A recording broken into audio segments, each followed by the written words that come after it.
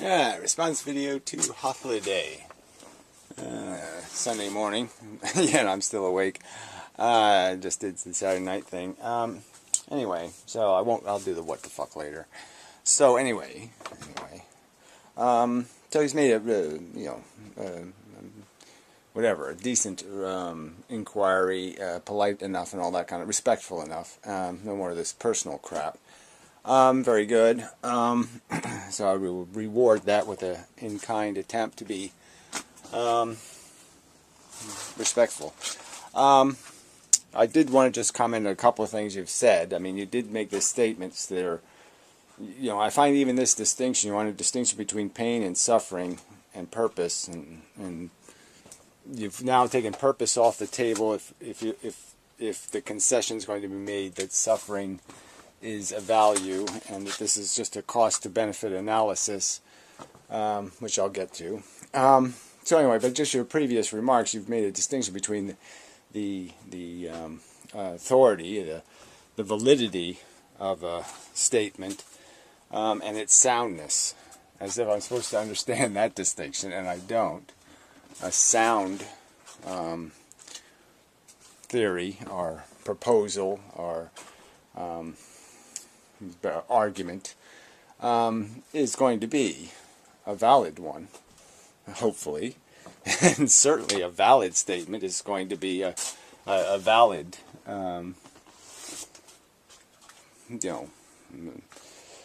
what I just said, argument is going to be a sound one. And so these are synonyms. So I don't understand the need for a distinction, and I don't understand how to provide one. In this video, these short videos, you sort of indicated that you don't want a rephrase because that's not new information. And I disagree. I mean, rephrasing does provide more information. That's the whole point, is to look at it from another angle, to attempt to focus or emphasize things that maybe you're not understanding. Like, we missed the part where, I could describe an elephant and say if I said, I talked about its feet, but I never talked about its legs. You might think that it's a hippopotamus and not an elephant or something like that because it has no legs. Something like that. That it's misunderstood because of an overlooking. And so a rephrase can re-emphasize something from the new angle, where now that the leg up kind of feel is going to be given, and now it's going to be understood. So again, sorry, but I can't play by your rules of language use if I don't understand it. So I have to say some things over again, just in terms of describing an elephant. It's the way it is. I can't describe it too many different ways because it's an elephant.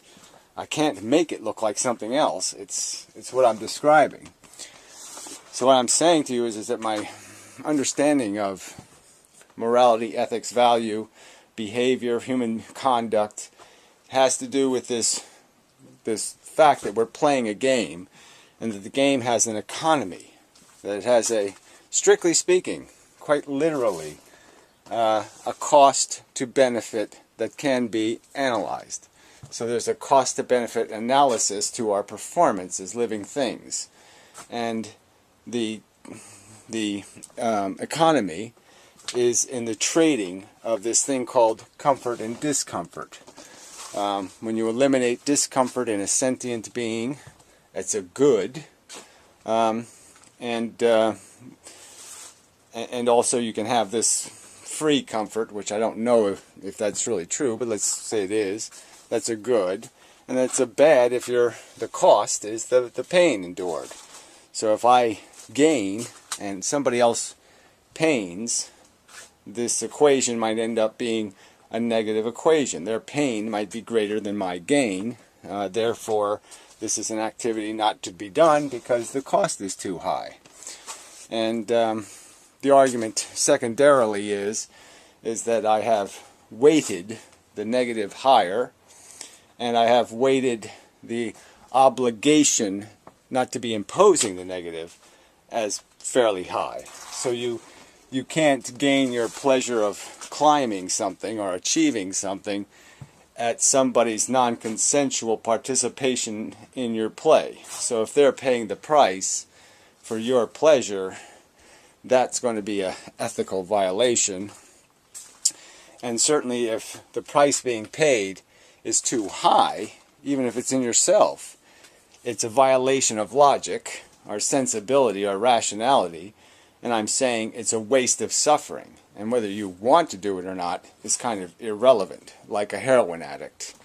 You should not maybe be in control of your mechanism because you're not making rational decisions, because now you're devaluing other people's skulls as you crack them open to steal your money to get your stupid fix, your satisfaction, your gratification of your correction of your negative state.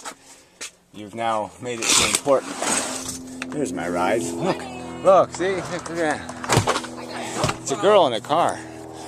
See? It's a girl. Okay, that's it. Okay, I'm back. Yeah, hot girl with cigarettes. I mean, you can't get better than that, right? So what an excellent morning. Anyway, the cat. He's got some crud on his tail. I don't know. Anyway, waiting for its food. So back to the video. Oh, flowers. Look at the flowers. The flowers. The flowers. The flowers. Look at the flowers. Look at the flowers. Yeah, that really is pretty good. Anyway, so where was I? Oh yeah, this whole... Okay, so it's a cost to benefit analysis thing. And so all we're doing is figuring out what the cost and the benefit is. And it just seems... Again, you don't want me to make this simple argument. I'm just saying I don't think there's any other thing we could derive an understanding of value from but the fact of a condition we feel.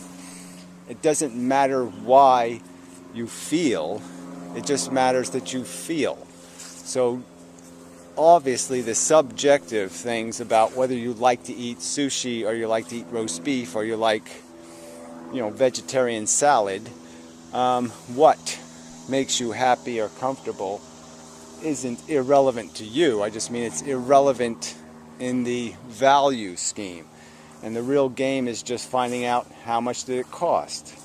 It's like there's these 5 poles here, and if 4 of the poles are going to be happy and one of them's going to be miserable, there's a total because of that. I mean, I just don't see how we can run from the fact that it is the sentient condition, the feelings that we have that have the meaning, and that everything that's called a tragedy or a harm or a bad thing in the world is a bad thing because it causes people to be miserable, and misery's no fun. It's the bad, it's the cost. So that's the price paid. Victims are in the cost category, and comfort is in the profit category, and it's just a simple kind of a mathematics. And again, it's not simple in the sense that the idea of the mathematics is simple, but assigning value, the value of a chimpanzee tortured for a medical cure. These are hard equations, but they're equations that we can deal with, and especially if we deal with them as abstractions, as understanding them symbolically, even to take the emotion out of it, and just recognize that what the game is we're playing, and that you have to account for what it costs, and that's the definition of your purpose and your function. And the oughts are just as you're saying. I don't have to argue the oughts once we establish the existence of the value. So it's not about you valuing something, projecting it and saying it makes me feel good. Well, that's you feeling good is the important part of that sentence. What makes you feel good is the unimportant part in a philosophical sense.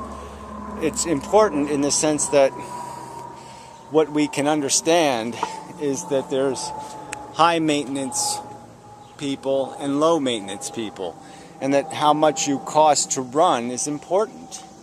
A gas guzzler, a waster, efficiency is, I've used the word a lot, and it's for a reason. It's because it's important. It's important that we be efficient in our use of this valuable resource of suffering. We should cost as little suffering as possible. We should squander the resources that create comfort. So that's why a dollar bill should have value to people, and it shouldn't be wasted on nonsense, is because it can provide comfort in the world anyway. Maybe not in America, it takes too many of them. But, and so this is what makes it all, it's a very negative equation, I think, when you realize that. And then when on top of that context is the whole consent argument, that there's a difference between something you do to yourself and something you're doing to others. So when it's in somebody else's backyard, it seems rather convenient that people are minimizing the meaning of a suffering when it's in somebody else's backyard. If I'm not willing to say the worst case scenario is acceptable, if I'm saying the worst case scenario is unacceptable, unendurable, too expensive, then I've basically said playing the game is too expensive.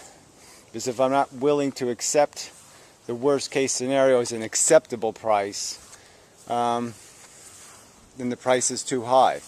And I'm clearly saying, from my perspective, it seems quite obvious that worst case scenarios imposed on others, it seems kind of convenient to be able to say, oh, they're acceptable. Because I know, if I'm going to be honest, I wouldn't find being the victim of the worst case scenario acceptable. I wouldn't find finding my kid drowned in a pool acceptable. This would not make life worth living. And if I'm not willing to live that life, if I would sacrifice all my joys and all my experience to avoid that life, it would be idiotic for me to be arguing that this is a sensible game to be playing. Because I'm just saying in somebody else's backyard. As long as the failure happens to somebody else, as long as the short straw happens to somebody else, it's a playable game. That's not reasonable. So I hope this has been helpful. But again, I can't do anything but rephrase things I've already said. So your demand that I provide some sort of new perspective, I think, is asking too much. But clearly, I am saying value is an absolutely produced thing. It's not something perceptual. It happens perceptually. Obviously, we experience it as a perception. But as we experience, it is a thing. It's in and of itself an identifiable thing. It happened. And like a liquid spilling out, or like money, it produces something. And that something can be counted. It can be accounted for. It can be apportioned a meaning, and that meaning can be compared to other things that might have meaning. Yeah, mostly like that. So anyway, probably enough of a video. I will go on about my day. Obviously, thoroughly under-rested. Yeah. But the interruption was pleasant. Yeah, it was a little crookedy, but interesting colors. Yeah, really is. It's really quite nice here. I mean, look at that. I mean, look at the flowers. Look at all the flowers. Okay, gotta feed the cats. So anyway, little, whatever they are, crappy butterflies that lay nasty little caterpillars that eat things, but whatever. Anyway, yeah, I don't really want to do that anyway thing over and over again. This idea did work out okay. It's a little bit funky, but it's kind of interesting. Yeah. I mean, the deers are pulling and biting, but they haven't ruined it yet. So anyway, now that's enough. So, well, look, see, girl brought cigarettes, coffee, and flowers. I mean, shit. I mean, you know. Probably the best start to a day in quite a while. Anyway, so till next time.